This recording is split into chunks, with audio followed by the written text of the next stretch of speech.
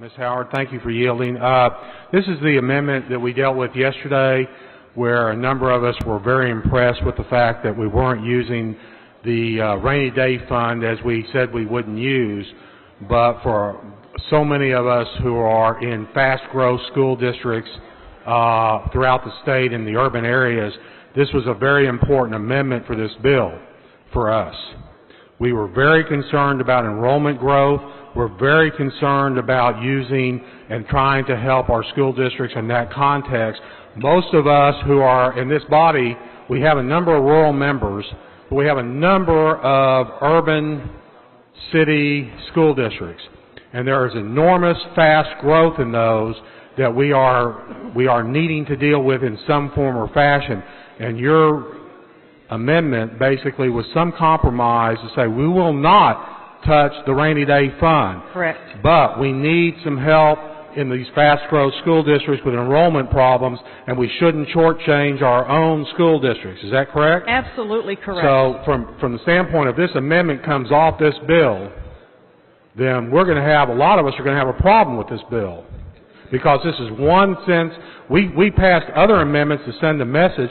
We'd expect this amendment to stay on and go to conference and try to make that case that that's an important issue to many of us in the urban areas.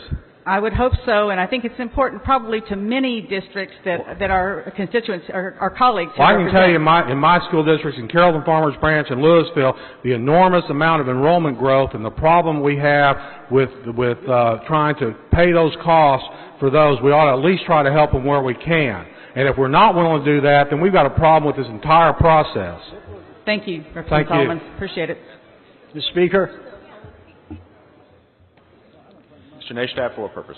Will the gentle lady Howard, yield? I yield. Thank you.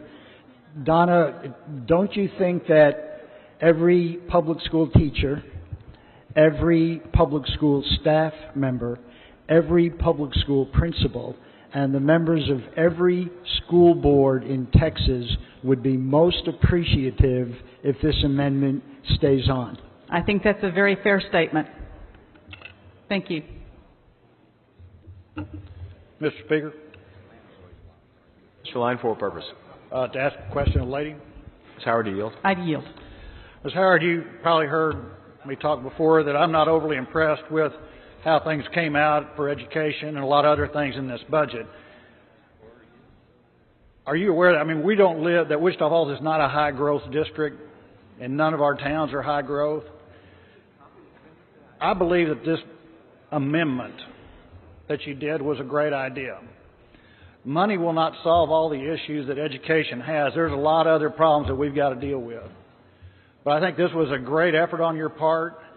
I hate to think that we'll turn around and do something like this and take this back off because of a pledge that we weren't going to do X, Y, or Z. And that's why I don't make pledges. Because you don't know what the system is. And have we used the rainy day fund, economic stabilization fund, for what I would call unusual things in the past?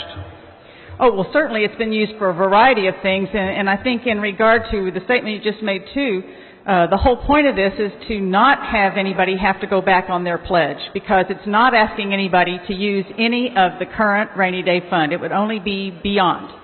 Are you aware that I've read several people's comments that, you know, the school districts can raise taxes?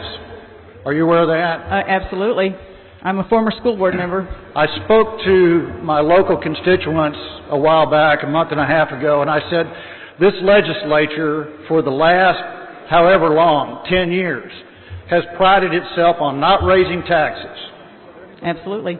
And I said, that's a lie. Because this legislature didn't pass taxes. They forced the local people to raise taxes.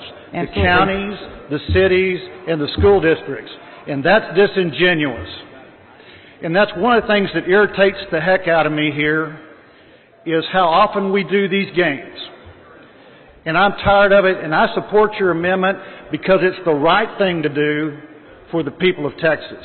Thank you, Representative. I appreciate that. And I would also suggest that the games we're talking about here, certainly we've pledged the rainy day fund to cover the anticipated shortfall of the services that we will be providing this biennium for Medicaid. We've pledged Mr. the Martinez, for rainy day fund to purpose. cover the end of Will the lady biennium yield? deferral of the foundation school program payment. We've pledged that money, so we've essentially used it.